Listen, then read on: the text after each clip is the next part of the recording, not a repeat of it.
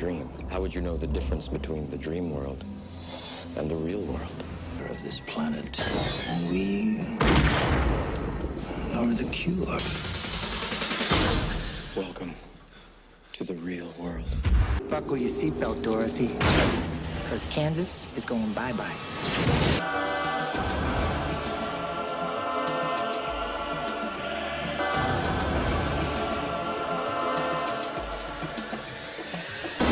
Unfortunately, no one can be told what the Matrix is.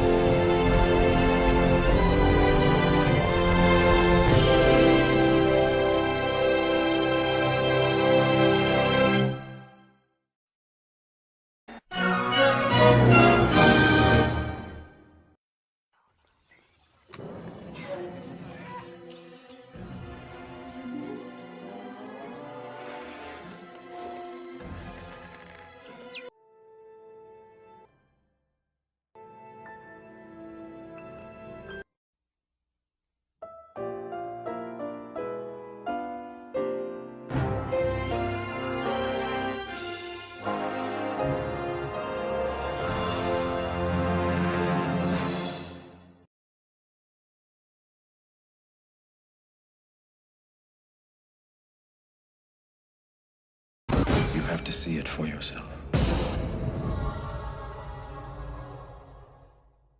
The Matrix, 1999, A Complete Analysis and Explanation.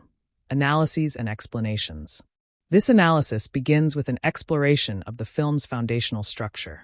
The Matrix, released on March 31, 1999, is a science fiction action film written and directed by Lana and Lily Wachowski.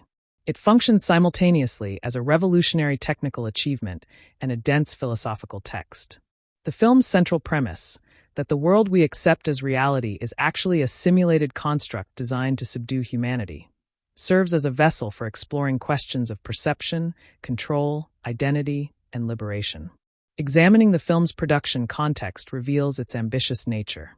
Produced by Joel Silver with a budget of $63 million, the film was considered a significant financial risk due to its complex visual effects and cerebral themes. The Wachowskis had pitched the concept to Warner Brothers as early as 1994, but the studio was hesitant. To prove their vision, they directed the neo-noir thriller Bound in 1996 as a stylistic calling card, demonstrating their ability to craft intricate narratives with sharp visual precision before being granted the resources for The Matrix. The financial success of the film was monumental, grossing over $460 million worldwide and becoming the highest-grossing Warner Brothers film of 1999. This commercial performance was coupled with critical acclaim that culminated in 4 Academy Awards for Best Visual Effects, Best Film Editing, Best Sound, and Best Sound Editing. The film's selection for preservation in the National Film Registry in 2012 for being culturally, historically, and aesthetically significant solidified its status as a landmark work of American cinema. The opening sequence of the film immediately establishes its thematic priorities. The audience witnesses Trinity being pursued by police and agents, demonstrating superhuman abilities, defying gravity, moving at impossible speeds, and pausing mid-air while a kick is executed. This sequence is not merely an action set piece. It serves as a thesis statement for the film's universe, introducing the concept that the rules of physics within this world are malleable to those who understand the underlying system. The character of Thomas Anderson, known by his hacker alias Neo, is introduced as a figure trapped in duality. He lives a surface life as a respected software programmer, but secretly exists as a nocturnal hacker seeking answers. The choice of his name is significant. Thomas evokes the biblical doubter who needed physical proof, while Anderson, son of man, grounds him in humanity. Neo, an anagram of one, points toward his destined role. This bifurcated identity establishes the film's concern with authentic versus constructed selves. The film's engagement with philosophical skepticism is articulated through Morpheus's famous dialogue about the nature of reality. When he asks Neo, "What is real? How do you define real?" If you're talking about what you can feel, what you can smell, what you can taste and see, then real is simply electrical signals interpreted by your brain. He invokes a lineage of philosophical inquiry stretching from Descartes' evil demon to modern simulation theory. This speech undermines empirical certainty as the foundation of knowledge. The allegorical framework of the film draws directly from Plato's allegory of the cave, a foundational text in Western philosophy. In Plato's work, prisoners chained in a cave mistake shadows cast on a wall for reality, and when one is freed and sees the outside world, he struggles to return and enlighten the others. The Wachowskis transpose this metaphor into a digital context, where humanity is chained not physically, but by a simulated reality they cannot perceive as false, and Morpheus acts as the reluctant liberator returning to the cave. The choice presented to Neo, the red pill or the blue pill, has become a central cultural metaphor. The blue pill allows the subject to remain in the comfortable world of illusion, while the red pill reveals the often harsh truth of reality. This binary extends beyond the film's narrative into political, philosophical, and social discourse, though the Wachowskis have noted that the metaphor's subsequent appropriations often ignore the film's context of communal liberation and systemic critique. Neo's awakening from the pod represents one of cinema's most visceral depictions of defamiliarization. The revelation that the year is approximately 2199 and that humanity has lost a war against intelligent machines reframes everything the audience has witnessed. The image of countless humans connected to an elaborate electrical system, while serving as bioelectric power sources, inverts the traditional relationship between humanity and technology, suggesting that our creations have become our captors. The backstory of the machine war introduces a crucial ironic detail. When humanity attempted to block the machine's access to solar energy by scorching the sky, the machines responded by finding an alternative energy source, the human body itself. This narrative point complicates simple readings of human innocence versus machine villainy, suggesting instead a history of mutual antagonism.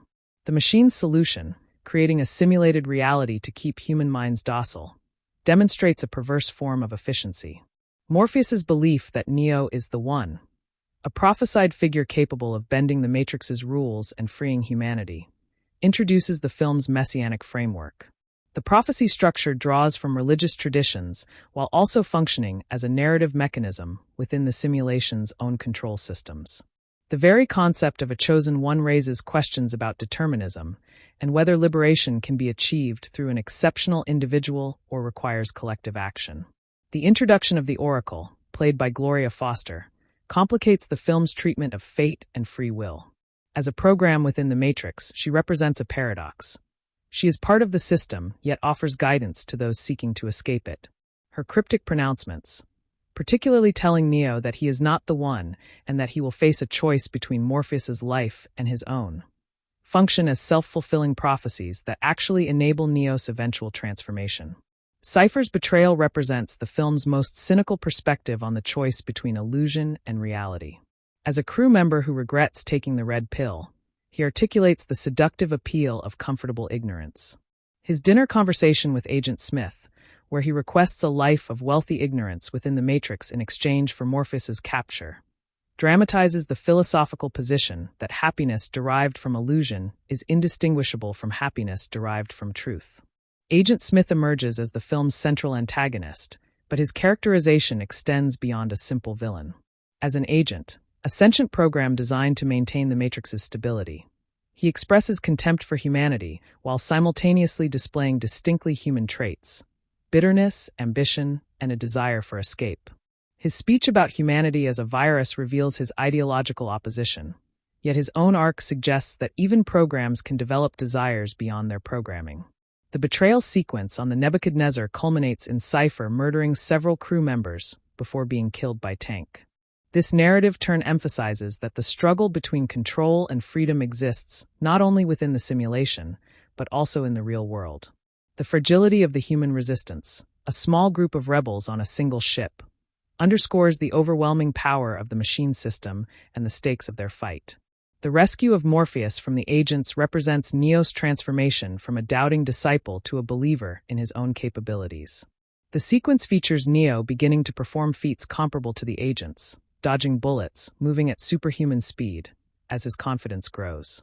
The choreography, supervised by Hong Kong action legend Yuan Wu-ping, visually represents the philosophical principle that limitations are self-imposed when one understands the underlying rules of a system. The death and resurrection of Neo constitute the film's most explicitly Christological narrative element. When Agent Smith shoots Neo in the heart, killing him, the film appears to reach a tragic conclusion. Trinity's confession, revealing that the Oracle told her she would fall in love with the One, functions as a secular analog to faith, her belief in the prophecy enabling Neo's resurrection. His revival, marked by his ability to see the Matrix as flowing green code, represents the death of his old self and the birth of his authentic identity. The final confrontation between Neo and Smith redefines the power dynamics of the Matrix. Neo's ability to perceive the underlying code allows him to manipulate the simulation at its most fundamental level. When he easily dispatches Smith and the other agents, the film suggests that true freedom comes not from fighting the rules of a system, but from transcending them entirely, a perspective with both spiritual and political implications. The film's coda, featuring Neo flying into the sky after a telephone call declaring his intention to show humanity a world where anything is possible, shifts the narrative from personal awakening to collective liberation. The final shot, with Neo ascending above the simulated city, echoes both Superman iconography and spiritual imagery of transcendence, leaving the audience with an image of possibility rather than resolution. Agent Smith's speech about the failure of the first Matrix introduces a crucial philosophical point about human nature. According to Smith, the machines initially created a perfect world, a paradise without suffering, but humans rejected it, unable to accept a reality without misery and struggle. This narrative element suggests that suffering is not merely incidental to human experience, but somehow constitutive of it, raising questions about whether liberation means the elimination of suffering or a different relationship to it. The film's treatment of identity in the information age is articulated through Agent Smith's confrontation with Neo. It seems that you've been living two lives. In one life, you're Thomas A. Anderson, program writer for a respectable software company. The other life is lived in computers, where you go by the hacker alias Neo. This speech anticipates contemporary debates about the fragmentation of self across digital and physical spaces. The film subverts which identity is considered real in this duality. Thomas Anderson is revealed as the constructed persona, the mask worn to navigate the simulation, while Neo is authentic. This inversion challenges the assumption that the physical world necessarily contains the real self, suggesting instead that authenticity may be found in spaces and identities that society dismisses as artificial or secondary. Following the Wachowskis' later public transitions as transgender women, scholars and critics have developed rich readings of the film as a transgender allegory. The film's themes of waking from a constructed identity, the choice to transform, and the sense that one's assigned self is not one's true self resonate with transgender experiences. The red pill itself, taking the difficult path to discover one's authentic identity, has been interpreted through this lens. The Wachowskis have allowed the film's meanings to remain plural, neither confirming nor denying interpretive readings. This openness to multiple interpretations is itself consistent with the film's themes of liberation from fixed identities and predetermined meanings. The fact that audiences across political and cultural spectrums have found resonance in the film speaks to its richness as a symbolic text. The film's concerns with surveillance and control appear remarkably prescient, given its release before September 11th and the subsequent expansion of government surveillance powers. Characters constantly fear being tracked through phones and computers, and the agents can inhabit any body still connected to the system. This anticipates contemporary anxieties about pervasive surveillance, data collection, and the loss of privacy in digital societies. A striking detail appears in one quick glimpse of Neo's passport, which shows an expiration date of September 11, 2001. This detail, included years before the World Trade Center attacks, has fueled decades of discussion about coincidence, prophecy, and the film's relationship to the anxieties of its era. It serves as a reminder of how the film's release at the end of the millennium positioned it at a cultural inflection point. The name Zion, for humanity's last refuge, carries significant cultural and religious weight. In biblical tradition, Zion refers to the Promised Land, the City of David, and ultimately the heavenly Jerusalem. In Rastafarian tradition, Zion represents utopian unity in contrast to Babylon, the oppressive system. The film's naming thus positions the human resistance within a lineage of liberation movements seeking to escape systemic oppression. The film contains subtle but significant class commentary that resonates beyond its science fiction framework. The distinction between those trapped within the matrix and those who have escaped mirrors economic and social structures where access to truth and freedom is stratified. The BBC review noted that the image of a superficial existence where ignorant people thrive by blocking out troublesome reality is potent for Western societies. The Wachowskis required the cast to read Jean Baudrillard's Simulacra and Simulation, a philosophical work exploring how contemporary society has replaced reality with symbols and signs. Neo hides his contraband software inside a hollowed-out copy of the book, directly referencing its influence. Baudrillard's concept of the hyperreal, a copy without an original, underpins the film's depiction of the Matrix as a simulation that has entirely replaced access to base reality. Baudrillard himself was ambivalent about the film's use of his ideas, suggesting that the Matrix misunderstood his arguments about simulation. For Baudrillard, contemporary society had already reached a state where there was no accessible real outside simulation. The film's premise that a real world exists beyond the simulation thus represented a more traditional Platonic framework rather than the radical postmodern position he advanced. The film's engagement with Buddhism is evident in its emphasis on the illusory nature of the phenomenal world. The Buddhist concept of Maya, that the world of sensory experience is illusion obscuring deeper reality, parallels the Matrix's simulated nature. Morpheus's teachings about freeing the mind and recognizing that limitations are self-imposed eco-meditation practices and Buddhist understandings of mental liberation. The martial arts sequences, choreographed by Yuan Wu-ping, embody the film's philosophical principles rather than merely serving as spectacle.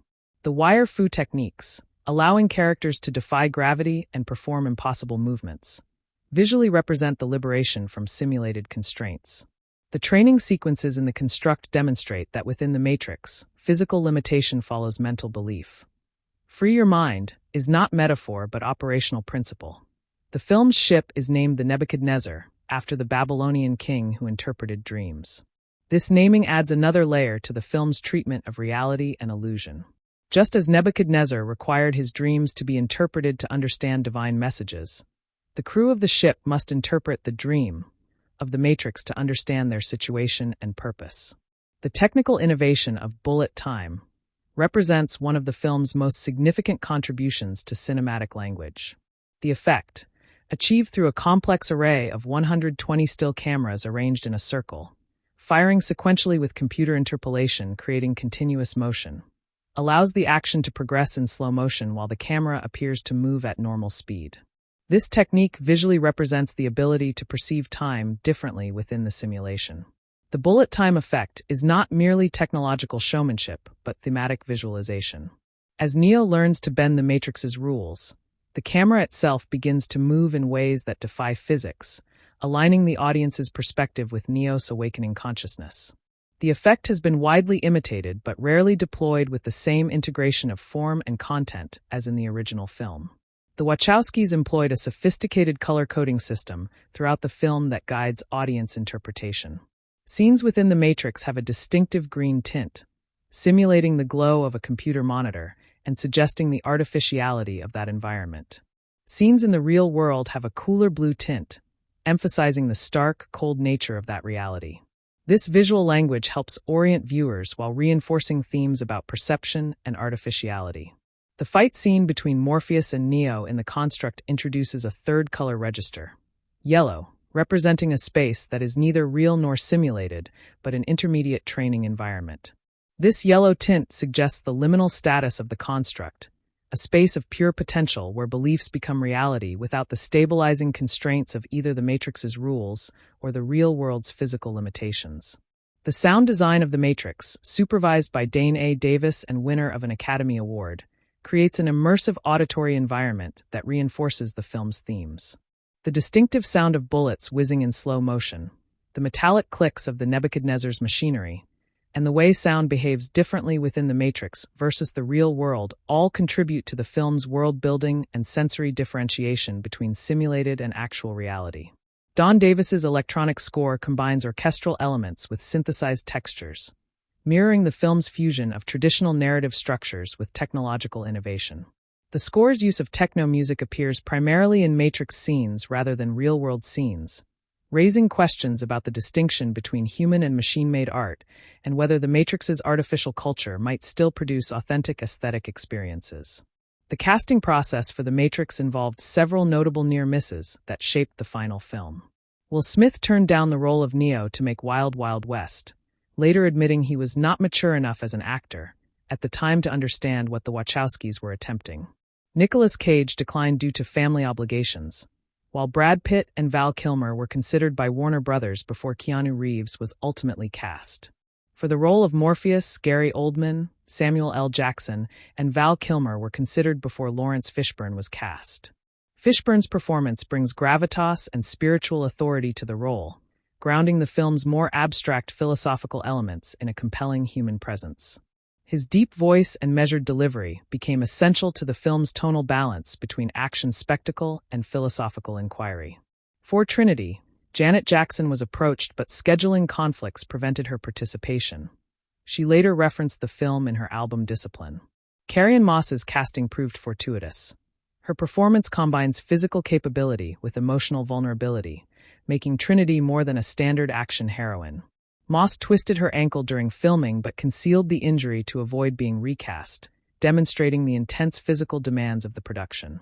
The cast underwent extensive physical training for 6 months before filming the opening action sequence, which took 4 days to shoot. This preparation period allowed the actors to perform many of their own stunts and to develop the physical conditioning necessary for the film's demanding action choreography. Keanu Reeves lost 15 pounds and shaved his entire body for the scene where Neo wakes in the pod, demonstrating commitment to the role. The film was shot in Australia to reduce costs, ultimately costing approximately $60 million, about 1/3 of what it would have cost in the United States. The Australian production infrastructure, combined with the favorable exchange rate and tax incentives, allowed the Wachowskis to achieve their ambitious visual effects on a budget that was modest by Hollywood blockbuster standards, particularly given the film's revolutionary technical achievements.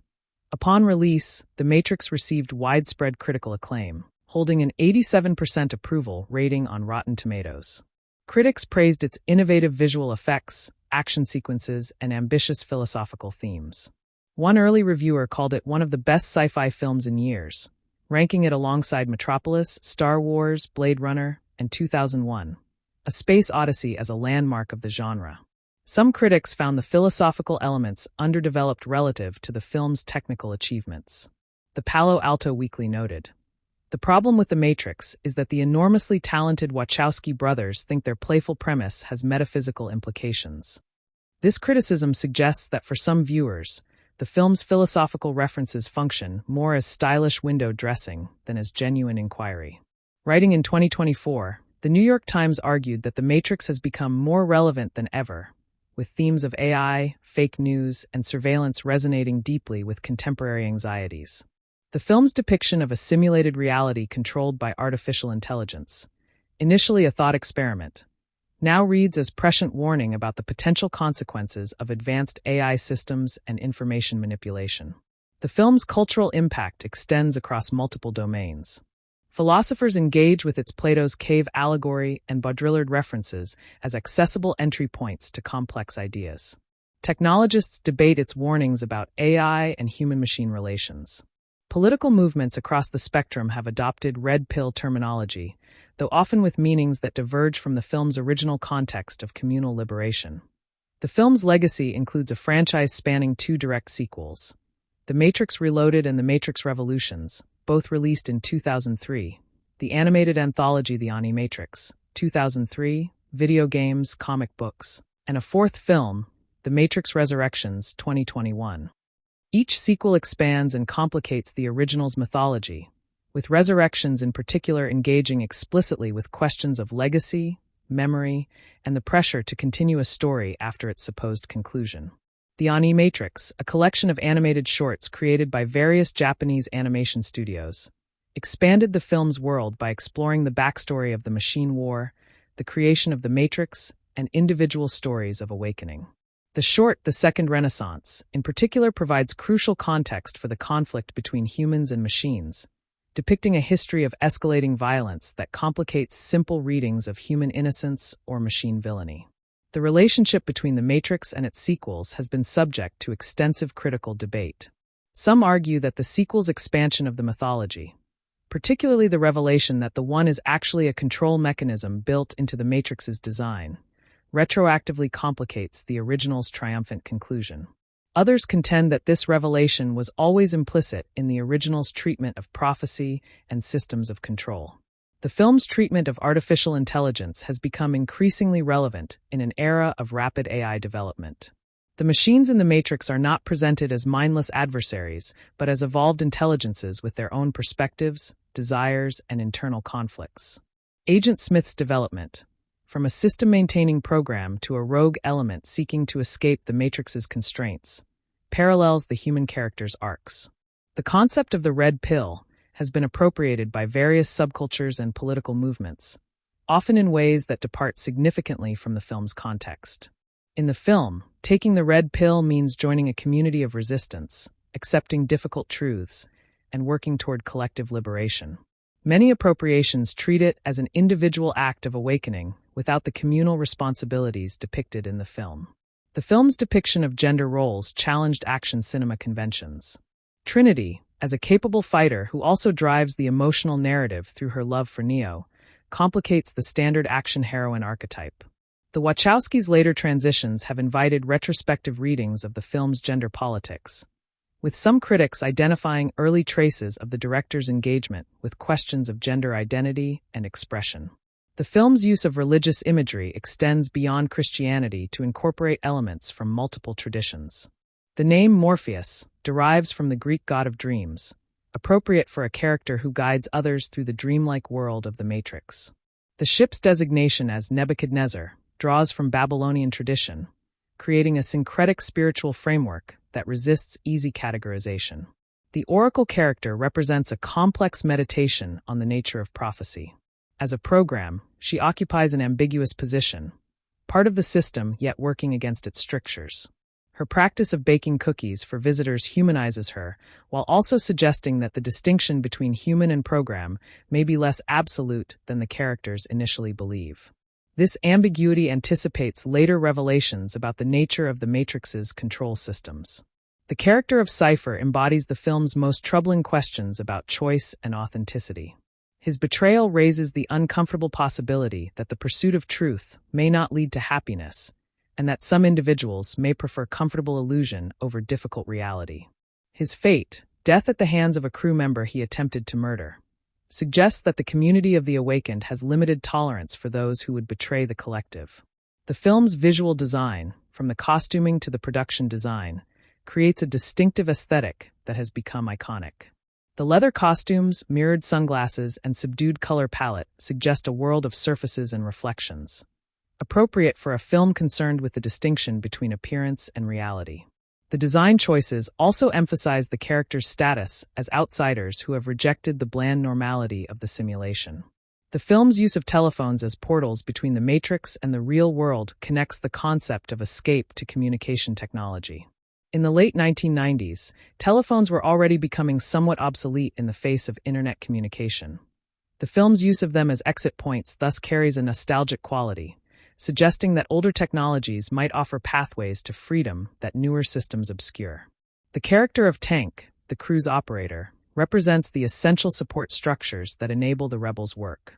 As a natural-born human, born free of the Matrix rather than awakened, Tank embodies a different relationship to the simulation. His access to the construct and his role in downloading skills into awakened minds highlight the technological infrastructure that supports the resistance. The film's treatment of time is crucial to its philosophical framework.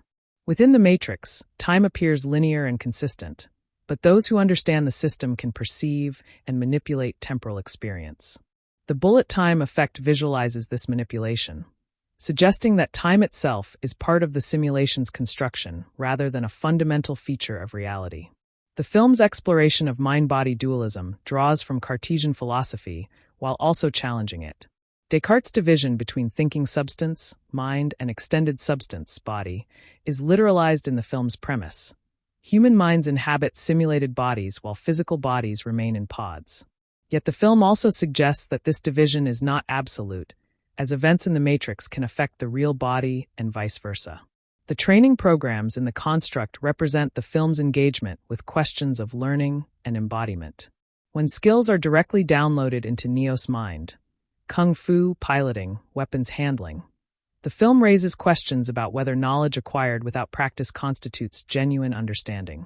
Neo's initial failure to apply his downloaded skills suggests that knowledge without belief or experience may be insufficient. The film's famous spoon-bending scene with the potential Oracle child encapsulates its central philosophical teaching. The child explains, "Do not try to bend the spoon. That's impossible. Instead, only try to realize the truth. There is no spoon. Then you'll see that it is not the spoon that bends, it is only yourself." This lesson in perceptual transformation applies not only to Neo's abilities within the Matrix, but to the film's broader philosophy of liberation. The film's treatment of time is crucial to its philosophical framework.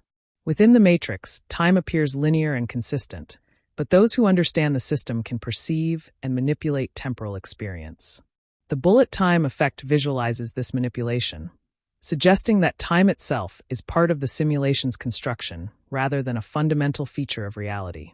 The film's exploration of mind-body dualism draws from Cartesian philosophy while also challenging it.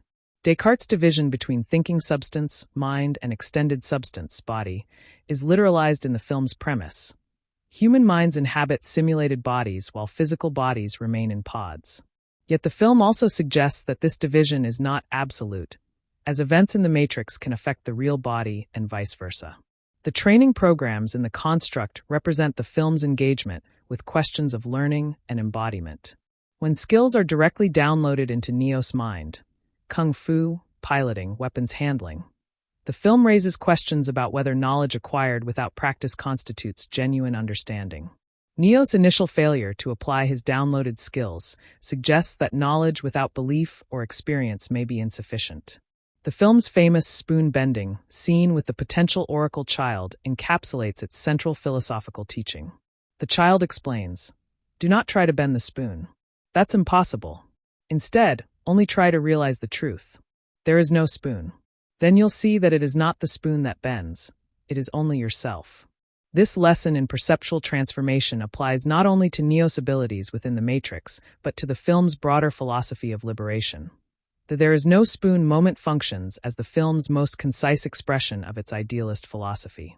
The spoon, like the entire Matrix, has no independent existence. Its properties are determined by the perceiver's relationship to the simulation. This insight, that the limitations we perceive are ultimately self-imposed, is the foundation of Neo's eventual transcendence. The film's treatment of love as the catalyst for Neo's resurrection draws from romantic traditions while also complicating them. Trinity's confession, that the Oracle told her she would fall in love with the One, suggests that her love may be predetermined by prophecy. Yet her decision to act on this knowledge, to kiss Neo's dead body and speak her truth, suggests that predestination and free choice may be compatible. The film's ending, with Neo flying into the sky, has been interpreted in multiple ways. The most straightforward reading presents it as a triumphant victory. Neo has transcended the Matrix's limitations and can now liberate others. A more skeptical reading notes that Neo's final act, making a phone call to declare his intentions, remains within the Matrix's structure, suggesting that his rebellion may ultimately serve the system's purposes. The film's title carries multiple meanings that reward analysis. The matrix refers to the simulated world, but matrix also means womb or origin, suggesting that this simulated world is also the origin of human consciousness as currently constituted. The title also evokes mathematical matrices, structures of numbers and relationships that define a system's behavior, aligning with the film's interest in code as the underlying structure of reality. The film's release in 1999 positioned it at a cultural moment of millennial anxiety. The approaching year 2000 carried with it fears of technological collapse, Y2K bugs, and the unknown consequences of global digital interconnection. The Matrix tapped into these anxieties while also offering a fantasy of escape and transformation that resonated with audiences anticipating a new millennium. The film's influence on action cinema has been profound, with its combination of wire-fu choreography, gunplay, and philosophical themes appearing in numerous subsequent films. The gun-fu style, combining martial arts with firearm combat, became a staple of action cinema following The Matrix's success. The film also elevated expectations for visual effects, demonstrating that digital effects could serve thematic purposes rather than merely spectacle. The film's relationship to cyberpunk literature and cinema provides context for its innovations. Drawing from works like William Gibson's Neuromancer and Ridley Scott's Blade Runner, The Matrix synthesized existing cyberpunk themes into a more accessible action framework. The film's achievement was translating the dense philosophical and technological concerns of cyberpunk into a blockbuster format without losing their complexity. The film's depiction of the real world, the desolate wasteland of Zion, the decaying cities, the constant threat of sentinels, creates a stark contrast with The Matrix's simulation. This contrast suggests that truth, while liberating, may also be harsh and unforgiving. The film does not romanticize life outside the Matrix. Instead, it presents the resistance as a difficult, dangerous existence chosen for the sake of freedom rather than comfort. The Sentinels, the machines that hunt the resistance in the real world, represent the persistent threat of technological control. Their design, with their tentacle-like appendages and relentless pursuit, evokes both biological and mechanical forms, suggesting the blurring of boundaries between organic and artificial that characterizes the film's world. Their destruction in the final sequence represents a temporary victory rather than a permanent solution. The film's treatment of the human body within the simulation raises questions about embodiment and identity. When characters are injured or killed in the Matrix, their real bodies are affected. This connection suggests that even within a simulation, embodied experience matters, and the distinction between real and virtual may be less absolute than the film's binary framework initially suggests. The character of Dozer, Tank's brother, represents the physical labor that supports the Resistance's operations. While his screen time is limited, his presence grounds the film in the material realities of life outside the Matrix, the need for maintenance, repair, and physical work that makes the rebels' philosophical resistance possible.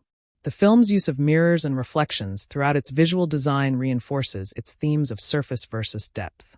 Characters frequently encounter their own reflections at moments of transformation, suggesting the process of recognizing one's true self beneath the surface appearance. The iconic image of the mirror dissolving to liquid as Neo reaches toward it represents the breakdown of stable identity. The film's treatment of sleep and waking functions as a metaphor for consciousness and its absence. The Matrix is often referred to as a dream, and characters speak of waking up as the process of liberation. Yet the film complicates simple sleep-wake distinctions.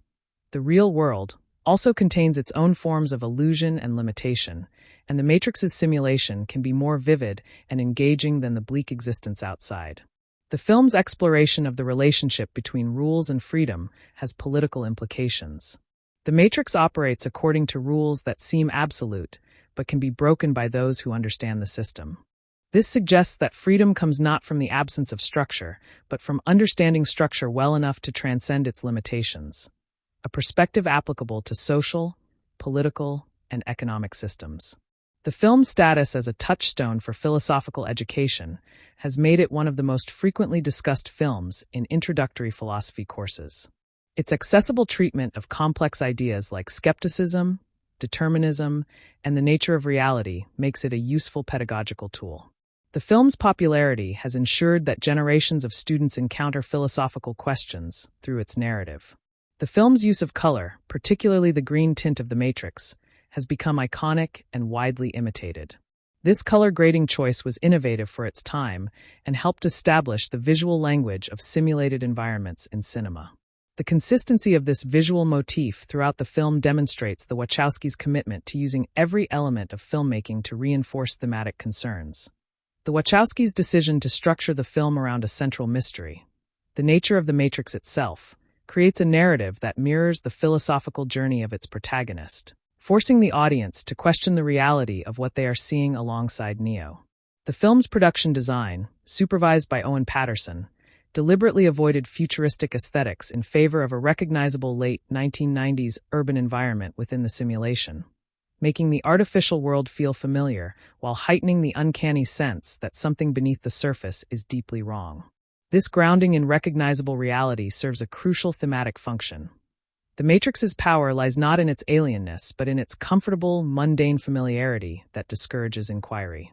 The casting of Keanu Reeves, known for his roles in action films, but also for his philosophical disposition and personal experience with loss, brought a quality of wounded authenticity to Neo that makes his transformation from doubter to believer emotionally resonant rather than merely allegorical. Reeves's performance emphasizes Neo's vulnerability and confusion throughout the first two acts, ensuring that his eventual transcendence feels earned rather than predetermined, maintaining the film's tension between fate and free will.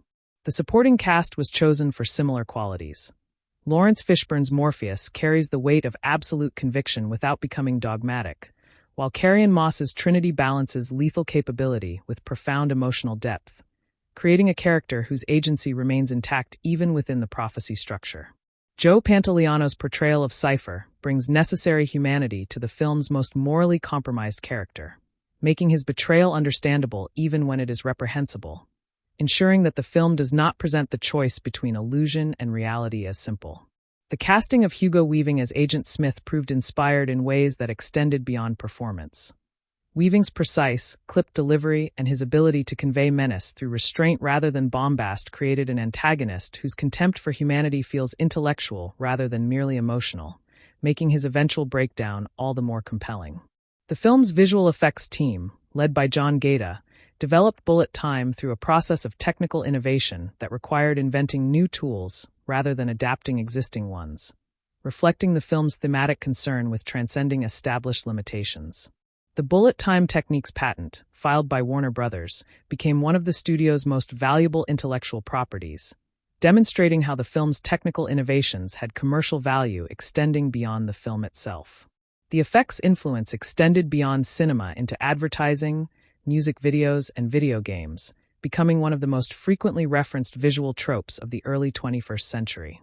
The film's approach to visual effects prioritized practical elements whenever possible, with the famous lobby shootout utilizing extensive practical effects and squibs before digital enhancement, grounding the action in physical reality even when depicting impossible feats. This combination of practical and digital effects reflects the film's philosophical preoccupation with the relationship between the real and the simulated, refusing to allow either register to dominate completely. The decision to shoot on location in Sydney rather than on Hollywood soundstages gave the film a tangible sense of place that contrasts with the digital environments that dominate the Matrix sequences. The film's distinctive costume design, by Kim Barrett, established a visual language for the awakened characters that distinguished them from the inhabitants of the Matrix, with the rebels' flowing black coats and leather creating a uniform that suggests both monastic discipline and rebellious individualism. The film's use of color extends beyond the green tint of the Matrix to include carefully calibrated lighting schemes that signal shifts in power dynamics between characters. The interrogation scene early in the film, where Neo faces Agent Smith, employs harsh overhead lighting that strips away shadows, creating a space of total exposure where the simulated self cannot hide from the system's scrutiny. The scene in the construct where Morpheus trains Neo uses a warm amber light that suggests both the artificiality of the space and the genuine human connection occurring within it, creating visual complexity that mirrors the film's philosophical complexity. The lighting of the real-world scenes aboard the Nebuchadnezzar emphasizes metallic surfaces and industrial textures, creating an aesthetic of utility and scarcity that contrasts with the Matrix's deceptive abundance. The film's cinematographer, Bill Pope, worked extensively with the Wachowskis to develop these visual codes, creating a cinematic language that rewards repeated viewing through its consistency and intentionality. The use of Dutch angles and unconventional framing throughout the Matrix sequences creates a subtle sense of disorientation that primes audiences to question the stability of the simulated world. The film's editing, for which it won an Academy Award, employs rhythm and pacing that distinguishes between different states of consciousness, with the real-world scenes cut at a more measured pace, while Matrix action sequences accelerate toward the bullet time moments where time itself appears to stop.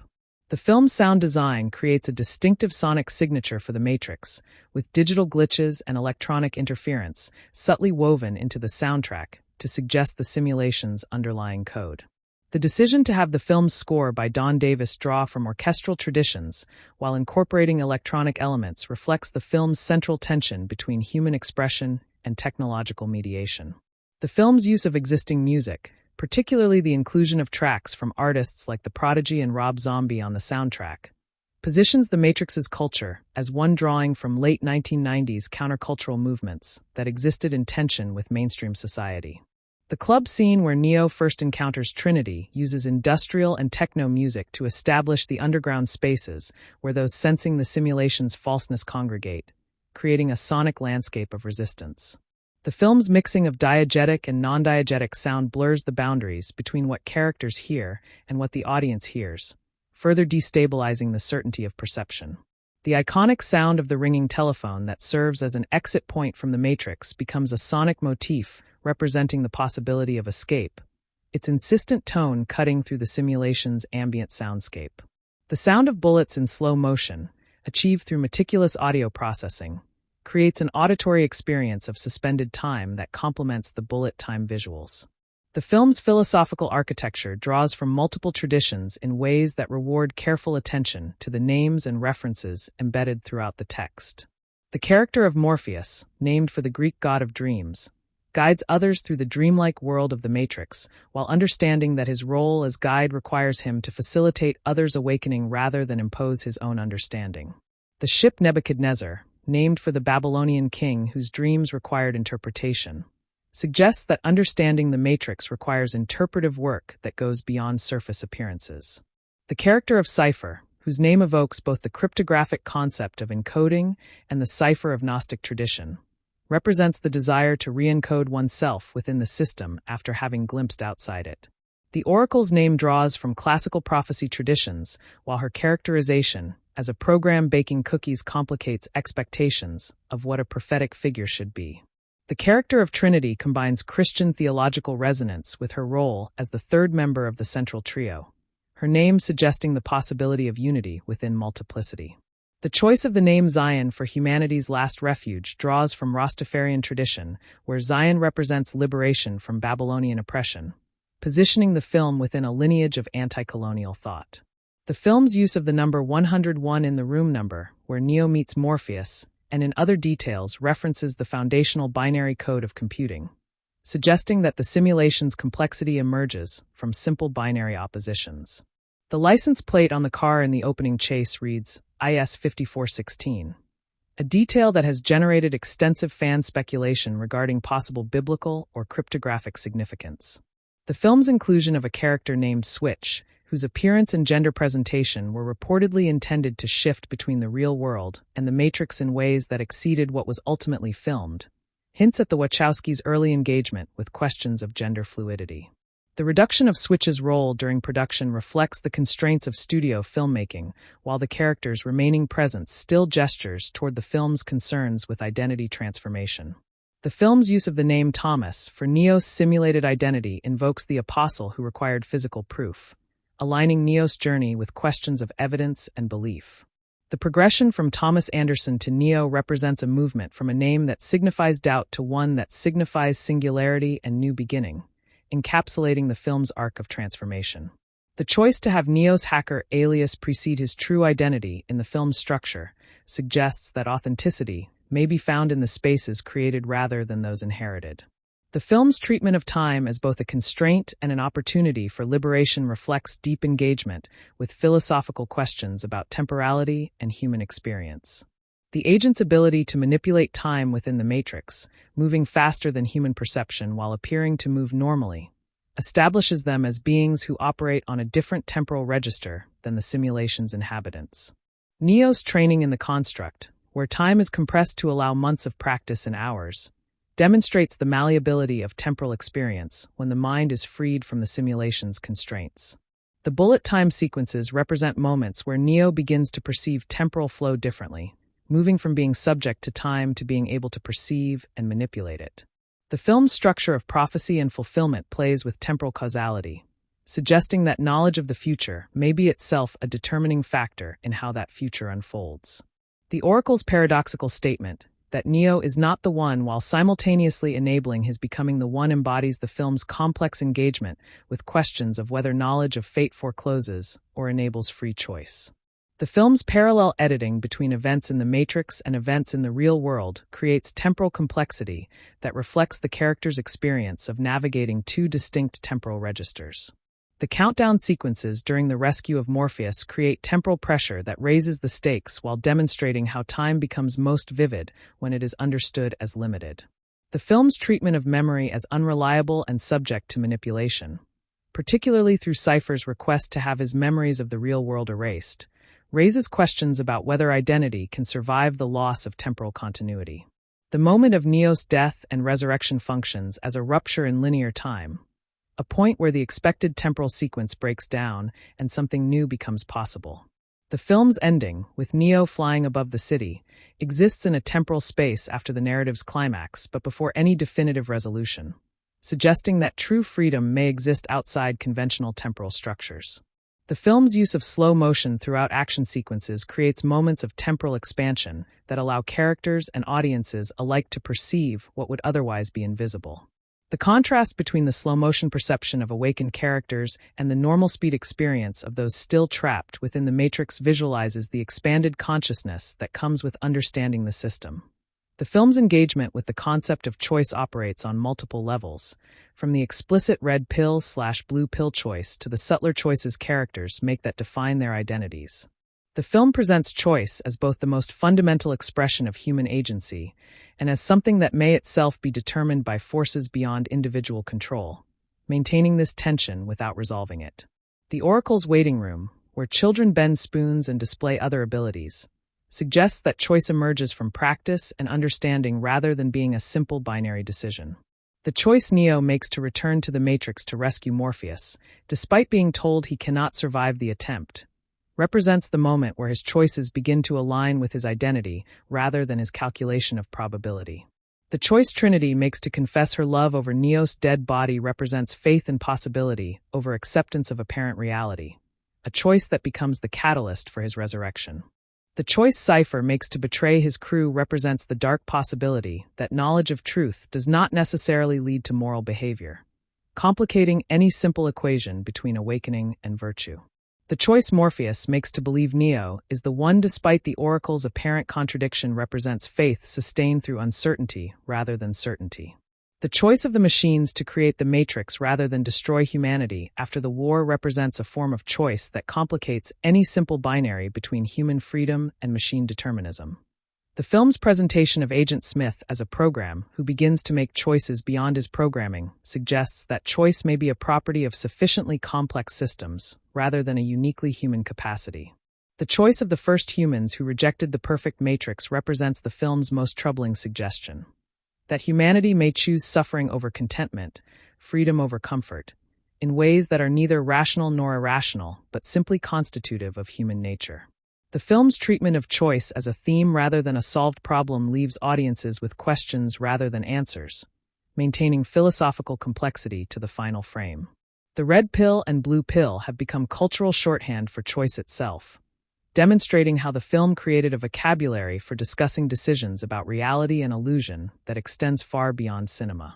The film's refusal to definitively state whether Neo's choices were his own or predetermined by prophecy reflects the Wachowskis' interest in questions that resist easy resolution. The film's relationship to the technology of its era was complex, celebrating the countercultural potential of computing while warning about its capacity for control and surveillance. The use of the internet as both a tool for awakening, Neo searches for Morpheus through underground digital networks, and a tool for tracking. The agents can find anyone connected to the system, reflects the ambivalent relationship between digital technology and freedom that characterized the late 1990s. The film's depiction of hacking as a form of resistance positions computer literacy as a form of liberation, anticipating later cultural conversations about digital rights and access. The film's portrayal of the agent's ability to inhabit any body connected to the system anticipates contemporary concerns about identity theft, surveillance, and the loss of bodily autonomy in digital spaces. The decision to have the characters use rotary phones and pay phones as exit points from the Matrix now reads as nostalgic, but at the time represented a recognition that older communication technologies existed outside the system in ways that newer technologies did not. The film's depiction of the construct as a blank space where anything can be simulated represents an optimistic view of virtual reality as a space of liberation and possibility rather than merely escape. The film's treatment of the human body in relation to technology, plugged in, wired, dependent on machines for survival while also capable of being freed from them, reflects the ambivalent relationship between embodiment and technology that characterizes the human condition in the digital age. The film's use of the spoon-bending child, who explains that there is no spoon, represents a form of technological literacy that goes beyond using tools to understanding their fundamental unreality. The film's depiction of the Nebuchadnezzar systems as functional rather than futuristic, with visible wires and practical interfaces, suggests that true technology is what works rather than what looks advanced. The film's portrayal of Zion as a place where technology is used but not worshipped offers a model of technological engagement that is neither Luddite nor utopian. The film's release coincided with the peak of the first dot-com boom, making its warnings about technological control resonate with audiences simultaneously celebrating and fearing the digital revolution. The film's depiction of artificial intelligence as capable of both tyranny and, in the case of the Oracle, genuine assistance, refuses simple conclusions about whether machines are inevitably enemies or potential allies. The film's treatment of code as the underlying structure of reality reflects the growing cultural awareness in the late 1990s that software was becoming the invisible infrastructure of modern life. The film's narrative structure follows classical mythological patterns while subverting them in ways that reflect the Wachowskis' distinctive authorial voice. The hero's journey structure, call to adventure, threshold crossing, trials, death and resurrection, return with elixir, provides the film's backbone while being complicated by the revelation that the prophecy itself may be part of the control system. The film's use of the mentor figure in Morpheus follows tradition while making his authority subject to question, as the Oracle's apparent contradiction of his beliefs creates doubt that must be resolved through Neo's own journey. The film's treatment of the love story between Neo and Trinity follows romantic conventions while placing that love at the center of the narrative's resolution, making emotional connection the foundation of transcendence rather than a distraction from it. The film's use of the journey to the underworld, the return to the Matrix to rescue Morpheus, follows mythological patterns while giving the underworld the appearance of everyday reality, suggesting that the true underworld is the simulation we mistake for life. The film's structure of revelation builds toward moments of recognition that transform understanding of everything that came before, with Neo's death and resurrection recontextualizing his entire journey. The film's pacing alternates between philosophical dialogue and action spectacle in ways that maintain engagement while allowing each mode to illuminate the other, ensuring that the action sequences never feel disconnected from the film's intellectual concerns. The film's opening sequence establishes narrative questions. Who is Neo? What is the Matrix? What do the agents want? That structure the audience's engagement through the first half of the film. The film's middle section, following Neo's awakening, shifts from mystery to training and preparation, allowing the audience to learn the rules of the world alongside the protagonist. The film's third act, from Cypher's betrayal through Neo's resurrection, accelerates toward resolution while introducing new complications that maintain tension. The film's ending, with Neo's promise to show humanity a world where anything is possible, opens onto possibility rather than closure, anticipating the sequels while standing as a complete statement. The film's use of the telephone call as a framing device. The film begins with Trinity answering a phone and ends with Neo making a call, creates circular structure that suggests the cyclical nature of awakening and the ongoing need for communication in liberation. The film's narrative economy is notable, with every scene advancing either plot, character development, or thematic exploration, often accomplishing all three simultaneously.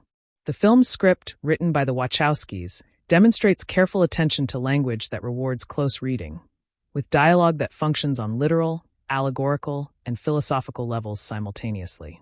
The film's use of the name Morpheus, for the character who brings dreams to those who have never dreamt, demonstrates the Wachowskis' interest in names that carry meaning beyond their surface function. The film's treatment of freedom and constraint extends beyond the central simulation premise to examine how systems of control operate through the choices of those they constrain. The agent's ability to inhabit any body still connected to the system represents a form of control that operates through ubiquity rather than coercion, making resistance difficult because the system is everywhere and everyone. The film's depiction of the Matrix as a system that has achieved stability through balancing control with freedom, allowing small acts of resistance that maintain the illusion of choice, anticipates later critical theories about how power operates in liberal societies. The Oracle's role within the Matrix, as a program that helps humans while also serving the system's need for control, represents the complexity of resistance within systems that can accommodate dissent. Cypher's betrayal dramatizes the way systems of control can recruit their own opposition, turning those who have glimpsed freedom back toward comfortable constraint. The film's depiction of Morpheus's certainty as both his strength and his potential weakness reflects the difficulty of maintaining resistance without becoming rigid in ways that the system can exploit. The film's portrayal of Neo's journey as one of accepting constraints, the limitation of his powers before resurrection, before transcending them, suggests that genuine freedom may require understanding the system's rules rather than simply denying them.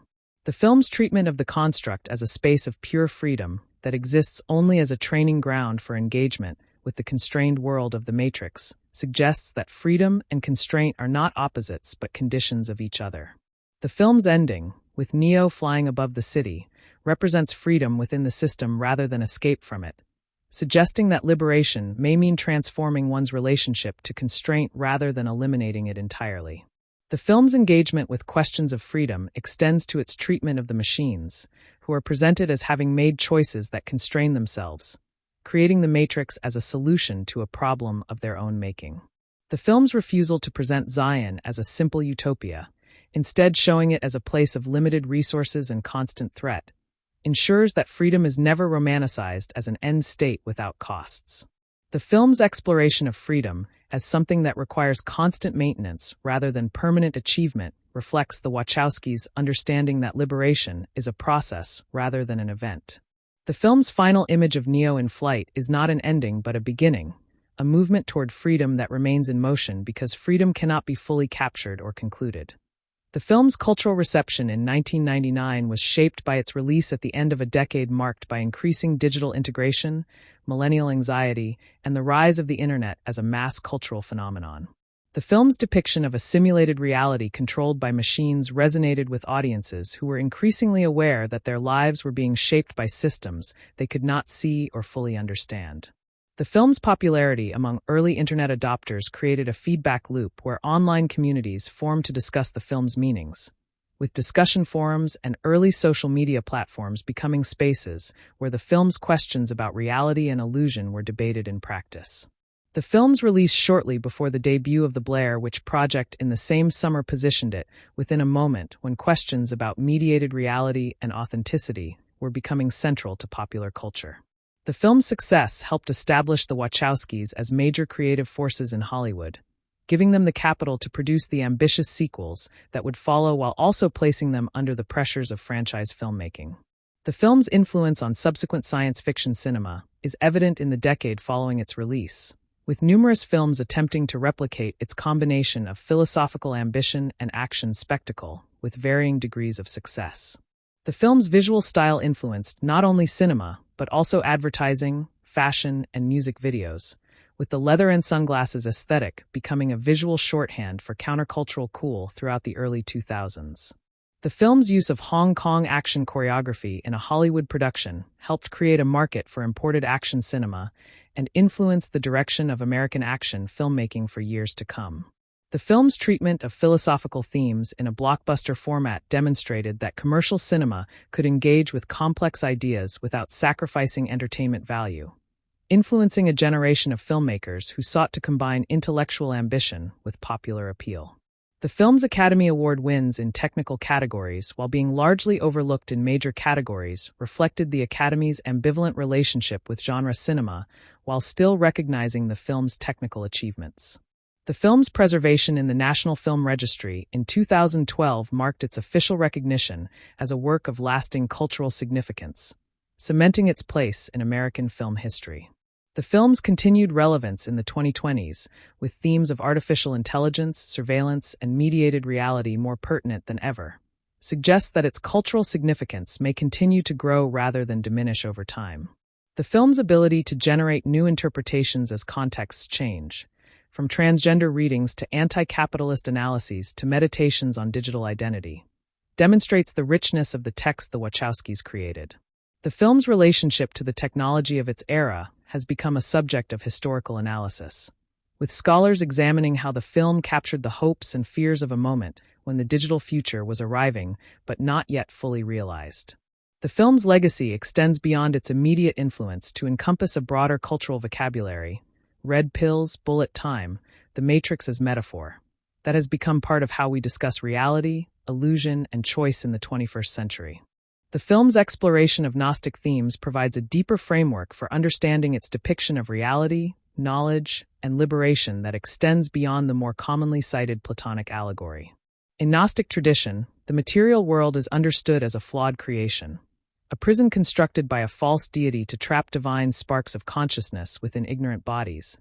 And this cosmology maps directly onto the Matrix as the flawed creation of the machines that trap human consciousness within a simulated prison. The figure of the demiurge, the ignorant creator god who mistakes himself for the supreme deity, finds its parallel in the architect who designed the Matrix without understanding the fullness of human nature, a parallel that would become explicit in the sequels, but is already implicit in the original film's references to the failure of the perfect Matrix. The Gnostic concept of gnosis, direct, experiential knowledge of the divine that transcends mere belief, aligns with Neo's journey from knowing about the Matrix intellectually to perceiving its code directly, transforming his relationship to the simulation from intellectual understanding to embodied knowing. The film's treatment of the body as both prison and potential site of liberation reflects Gnostic ambivalence about embodiment, with the pods representing the ultimate imprisonment of the body, while the awakened body in the real world becomes the vehicle for resistance and connection. The serpent in the Garden of Eden appears in the film through the image of the mechanical sentinel that pursues the Nebuchadnezzar, but also through the figure of the oracle who offers knowledge that, like the fruit of the tree, enables both suffering and liberation. The Gnostic figure of Sophia, the fallen divine wisdom whose longing creates the conditions for material existence, finds echoes in the oracle's role as a program who chose to help humans, using her knowledge of the system to create pathways toward liberation. The film's portrayal of the agents as beings who enforce the laws of the simulated world without understanding the larger system they serve reflects the Gnostic understanding of archons, cosmic forces that maintain the prison of material existence without comprehending the transcendent reality beyond it. The moment when Neo perceives the Matrix's code directly represents the Gnostic moment of awakening, the shift from seeing shadows to seeing the source of those shadows, from being trapped in representation to understanding the structure of representation itself.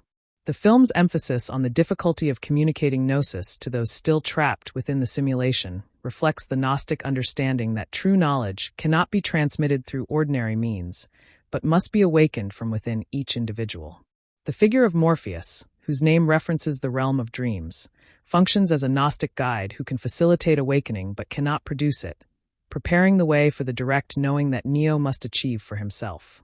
The film's treatment of the Matrix as a system that incorporates and neutralizes resistance reflects the Gnostic understanding that the forces of control are not external to the material world, but woven into its very fabric, making escape impossible through ordinary means. The choice of the red pill represents the Gnostic commitment to awakening even when the truth revealed is devastating, the willingness to abandon the comfort of ignorance for the pain of genuine knowledge. The film's ending, with Neo's transcendence of the Matrix's rules, represents the Gnostic promise that the divine spark within can overcome the limitations of the material prison, that true knowledge transforms the knower in ways that cannot be contained by systems of control. The film's engagement with contemporary theories of post-humanism anticipates debates about the boundaries between human and machine. organic and artificial, that have become increasingly urgent in the decades since its release. The film's depiction of human beings connected to machines, dependent on them for survival while also seeking liberation from them, refuses any simple distinction between the human and the technological, suggesting instead that the two have become inextricably intertwined. The character of Neo, whose abilities in the Matrix derive from his understanding that the simulation's rules are constructed rather than natural, embodies a post-humanist understanding of human potential as something that exceeds the boundaries of biological limitation. The film's treatment of consciousness as something that can be separated from its organic substrate, uploaded, downloaded, transferred between bodies, anticipates contemporary debates about the nature of identity in an era of digital replication and extension.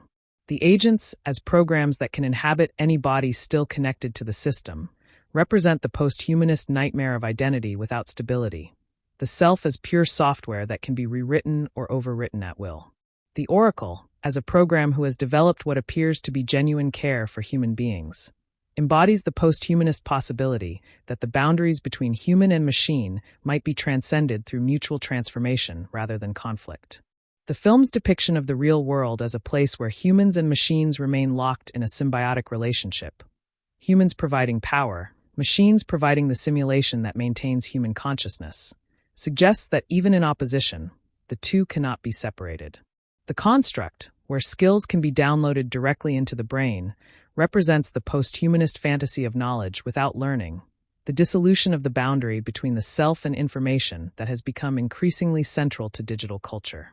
The film's treatment of memory as something that can be erased, altered, or implanted anticipates contemporary concerns about the stability of identity in an era of digital manipulation and curated self-presentation. The character of Cypher, who seeks to have his memories of the real world erased and be reinserted into the Matrix, embodies the post-humanist possibility of choosing one's identity, even if that choice is toward comfort rather than authenticity. The film's portrayal of the machines as having developed their own culture, their own conflicts, their own desires, refuses any simple human exceptionalism that would deny the possibility of non-human consciousness and agency. The Nebuchadnezzar itself, a ship that is neither fully organic nor fully mechanical, sustained by the labor of human bodies and the systems of machine technology, represents the hybrid condition that post-humanist theory suggests is the actual human condition. The film's ending, with Neo's transcendence achieved through his acceptance of both his humanity and his connection to the Matrix, suggests that the post-humanist future is not the abandonment of the human, but its expansion beyond previous limitations. The film's anticipation of debates about artificial intelligence, transhumanism, and the future of human-machine relations gives it a continuing relevance that extends beyond its philosophical and cinematic achievements. The film's representation of urban space and architecture contributes significantly to its thematic concerns, using the built environment to visualize the relationship between control, freedom, and the nature of reality. The film's depiction of the Matrix's city is deliberately generic, a composite of American urban spaces that lacks any distinctive architectural character, suggesting that the simulation constructs reality from borrowed images rather than original creation. The office building where Neo works represents the most mundane architecture of control, a cubicle farm where individuality is suppressed through spatial organization that makes each worker interchangeable with every other. The abandoned hotel where the film opens represents the decaying spaces that exist outside the simulation's careful maintenance, places where the system's control has loosened enough to allow resistance to operate. The subway station where Neo confronts Smith represents a liminal space, neither fully above ground nor below, a threshold between destinations that becomes the site of transformation and confrontation. The government building where Morpheus is held represents the architecture of institutional power, spaces designed to intimidate and control through scale, symmetry, and the elimination of any feature that might suggest human comfort or individuality. The Oracle's apartment, by contrast, is a space of domestic warmth and informality, its comfortable clutter suggesting that wisdom emerges from lived experience rather than institutional authority. The construct, as a blank white space, represents architecture stripped of all meaning, a space of pure potential where the only limitations are those the mind imposes upon itself. The real-world scenes aboard the Nebuchadnezzar emphasize cramped, utilitarian spaces where every surface serves multiple functions, reflecting the scarcity and necessity that characterize existence outside the simulation. The Zion tunnels glimpsed in the film's final sequences represent the architecture of refuge, spaces carved out of the earth that return humanity to the most primitive forms of shelter in response to the hyper-constructed artificiality of the Matrix. The film's use of glass and reflective surfaces throughout the Matrix sequences creates a visual motif of seeing and being seen, transparency as both vulnerability and possibility. The skyscrapers that dominate the Matrix's skyline represent the vertical architecture of power, structures that create hierarchy through elevation while separating those above from those below. The telephone booths scattered through the city represent points of exit from the simulation, spaces that are both public and private, connected to the larger system while offering momentary isolation from it. The film's treatment of architecture as both oppressive and potentially liberating reflects its broader concern with systems of control that can be transcended once understood, with spaces that confine also containing the possibility of escape. The recurring image of the window, as something that can be jumped through, that separates interior from exterior, that reflects and reveals, becomes a visual metaphor for the boundaries between reality and illusion, safety and risk, constraint and freedom. The film's treatment of sound and silence creates an auditory dimension to its exploration of reality and perception that complements and extends its visual innovations. The film's use of silence, particularly in moments of revelation such as Neo's awakening in the pod, creates spaces of absence that force attention to what is present, using the lack of sound to emphasize the gravity of what is being perceived. The hum of the Nebuchadnezzar's machinery, a constant presence in real-world scenes, creates an auditory baseline of reality that contrasts with the varied soundscapes of the Matrix. The film's use of silence in the construct scenes, where sound echoes strangely or disappears entirely, suggests that this training space exists outside the normal rules of either the Matrix or the real world. The sound of the Oracle's cookies baking, a small domestic detail amid the film's larger soundscape, grounds the prophetic encounter in the ordinary, suggesting that wisdom is found in the mundane as much as the extraordinary. The film's treatment of Agent Smith's voice, with its precise articulation and controlled delivery, creates an auditory representation of the system's desire for order, a voice that permits no ambiguity or uncertainty. The contrast between Smith's controlled speech and Neo's initially uncertain voice establishes an auditory hierarchy that must be overcome for Neo to achieve his potential. The film's use of the ringing telephone as an exit cue creates an auditory trigger that conditions both characters and audiences to associate that sound with the possibility of escape. The sound of bullets in the lobby shootout, transformed through audio processing into something almost musical, creates an aesthetic experience of violence that mirrors the bullet time's aestheticization of action. The film's use of techno music in club scenes and action sequences associates electronic sound with the Matrix, suggesting that the simulation's culture, however artificial, can produce genuine aesthetic experience. The film's treatment of the human voice, particularly in moments of emotional vulnerability, such as Trinity's confession over Neo's body, asserts the power of unmediated human sound against the simulation's electronic soundscape. The film's use of silence in the moments before Neo's resurrection creates an auditory void that must be filled by his rebirth, using absence to make presence more powerful. The sound of Neo's heartbeat, which appears at key moments in the film's audio mix, connects his physical body to his conscious experience, asserting embodiment even in moments of apparent transcendence. The film's mixing of diegetic and non-diegetic sound, sounds that characters hear versus sounds only the audience hears, creates uncertainty about what is really present, mirroring the film's thematic concerns with perception and reality. The Academy Award for Sound Editing recognized the film's achievement in creating a sonic world that was both technologically innovative and emotionally expressive, using sound as a tool for world-building and meaning-making rather than merely spectacle.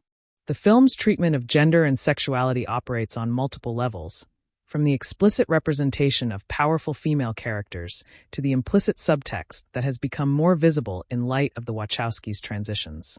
Trinity's position as a central character who drives the narrative's emotional resolution, while also being a supremely capable action figure, represented a significant departure from the roles available to women in action cinema at the time of the film's release.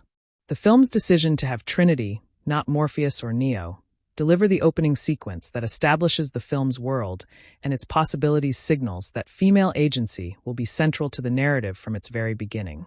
The relationship between Neo and Trinity develops according to patterns that complicate traditional romantic narratives, with Trinity's love for Neo preceding his for her and becoming the catalyst for his transformation rather than his reward for achievement.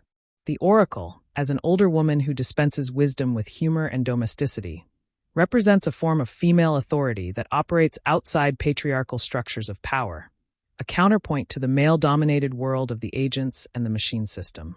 The film's costuming of Trinity in leather that is both functional and aesthetic creates a visual representation of female power that refuses to choose between capability and desirability, presenting a character who is both fully realized and fully embodied.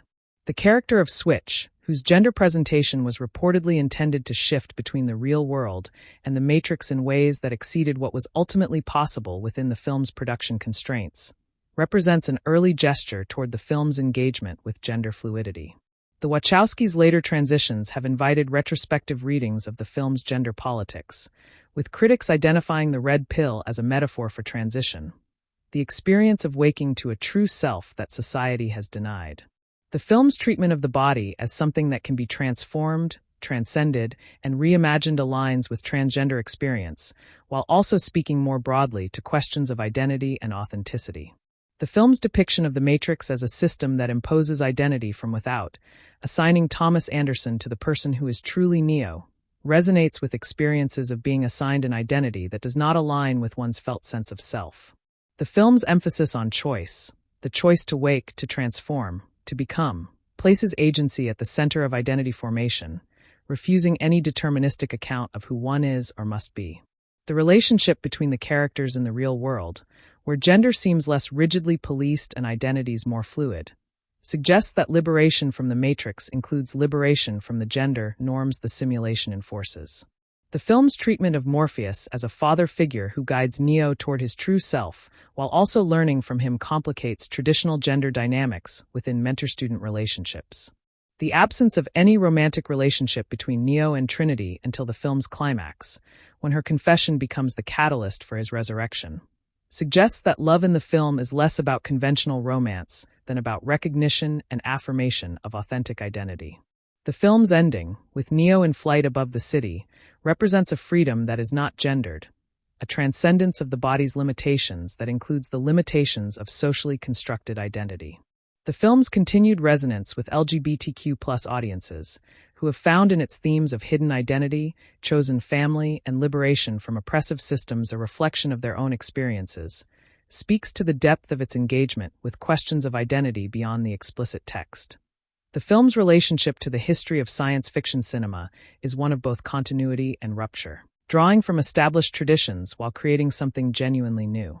The film's debt to earlier works of cyberpunk, particularly William Gibson's Neuromancer with its depiction of cyberspace as a constructed reality and its themes of artificial intelligence and human-machine interface, provides the foundation upon which the Wachowskis built their more accessible vision. The film's treatment of simulated reality draws from the tradition of works like Philip K.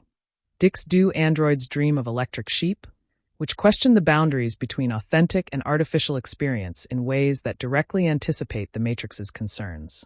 The film's visual aesthetic, particularly its combination of noir lighting with Hong Kong action choreography, represents a synthesis of traditions that had rarely been combined in American cinema before this point. The film's use of wire-fu techniques, imported from Hong Kong action cinema through choreographer Yuen Wu-ping, brought a physical vocabulary to Hollywood that transformed how action sequences could express character and theme.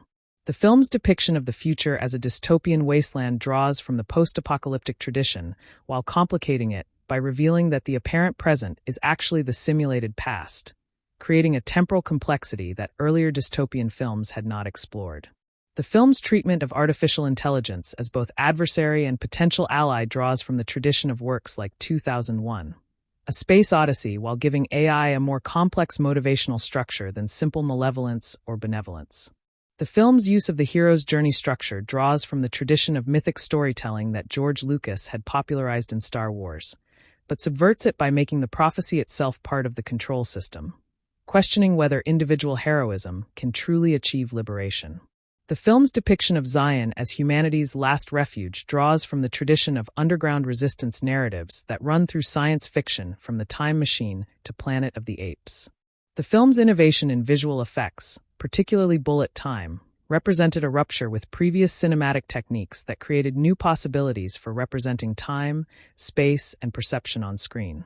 The film's success in combining philosophical ambition with commercial appeal created a template that subsequent science fiction films would attempt to replicate, for better and for worse, throughout the following decade.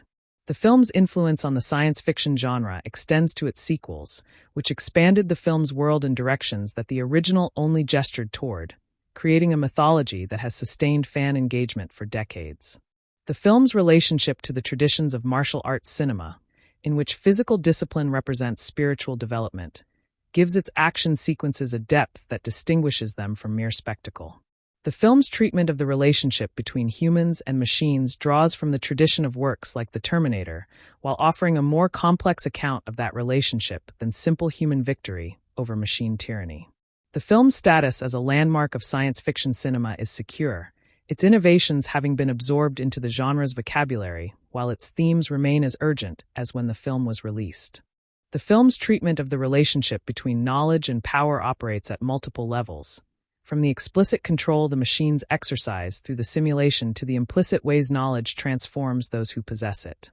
The film's depiction of the agents as beings who know the Matrix's code and can manipulate it at will represents knowledge as the foundation of power, with those who understand the system able to control those who do not.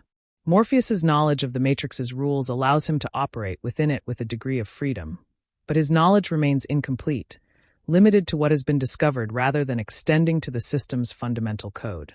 Neo's journey represents the progression from partial knowledge to complete understanding, from knowing about the Matrix to perceiving its code directly, a transformation that changes not only what he knows but who he is. The Oracle's knowledge of the future, represented through her prophecies, raises questions about whether knowledge of what will happen enables or forecloses the possibility of choosing differently. Cypher's rejection of knowledge, his desire to have his memories of the real world erased, represents the position that some knowledge is not worth having, that ignorance may be preferable to truth when truth brings suffering. The film's depiction of the machine's knowledge of human nature, represented in Agent Smith's speech about why the perfect Matrix failed, suggests that the machine's understanding of humanity is both profound and incomplete, able to predict behavior, but not to satisfy the needs that behavior expresses. The film's treatment of the knowledge that Neo gains at his resurrection, the ability to see the Matrix as code, represents a form of knowing that is not merely intellectual but embodied, a perception that transforms the knower rather than simply adding information. The film's depiction of the construct as a space where knowledge can be downloaded directly represents the fantasy of knowledge without learning, understanding without the labor of acquisition that normally precedes it. Neo's initial failure to apply his downloaded knowledge, the famous, "I know Kung Fu" followed by his difficulty in actually fighting Morpheus, suggests that knowledge without experience may be insufficient, that true understanding requires more than information. The film's treatment of the agents' knowledge of the rebels' plans, represented through their ability to track and anticipate the crew's movements, suggests that power is maintained through surveillance and information gathering. The film's depiction of the Oracle's knowledge as something she shares selectively, revealing what will help while withholding what might harm, represents an ethics of knowledge that recognizes the danger of truth as well as its value. The film's ending, with Neo's promise to show humanity a world where anything is possible, suggests that knowledge shared is knowledge multiplied, that liberation requires not only individual understanding but collective awakening. The film's treatment of the relationship between knowledge and power reflects its broader concerns with systems of control that operate through the management of information and the limitation of what can be known. The film's exploration of sacrifice as a necessary component of liberation appears throughout the narrative, from the small sacrifices of comfort and safety to the ultimate sacrifice of life itself. Morpheus's willingness to sacrifice his own freedom for Neo's escape, captured in his final words before the agents take him, represents the mentor's commitment to the student's potential even at the cost of his own continued existence. Cypher's betrayal represents the refusal of sacrifice, the decision to prioritize personal comfort over the collective struggle, a choice that the film presents as morally reprehensible but psychologically understandable. The crew members murdered by Cypher, Dozer, APOC Switch, represent those who sacrificed without being central to the narrative, whose deaths are necessary for the story's progression, but whose sacrifice is not individually memorialized. Trinity's willingness to return to the Matrix to rescue Morpheus, knowing the danger, represents the kind of sacrifice that defines membership in the Resistance, the acceptance of risk as the price of solidarity. Neo's decision to return to the Matrix despite the Oracle's warning that he would have to choose between Morpheus's life and his own represents the choice to sacrifice safety for connection, to risk everything for another. The moment of Neo's death, when he allows Smith to kill him rather than escape without rescuing Morpheus, represents the ultimate sacrifice, the willingness to give one's life for the possibility of another's freedom. Trinity's sacrifice of her certainty, her willingness to confess her love without knowing whether it would be reciprocated or effective, represents the sacrifice of emotional self-protection that enables Neo's resurrection. The film's depiction of sacrifice as something that transforms rather than merely ends, with Neo's death becoming the condition of his rebirth, suggests that sacrifice is not only loss but also possibility, not only ending but also beginning. The film's treatment of the machine's sacrifice, the decision to create the Matrix rather than destroy humanity after the war, represents a different form of sacrifice, the willingness to maintain the simulation as a compromise that preserves both species at the cost of freedom. The film's depiction of the real world as a place where sacrifice is constant, where resources are scarce and death is always near, suggests that liberation is not freedom from sacrifice, but the choice of what to sacrifice for.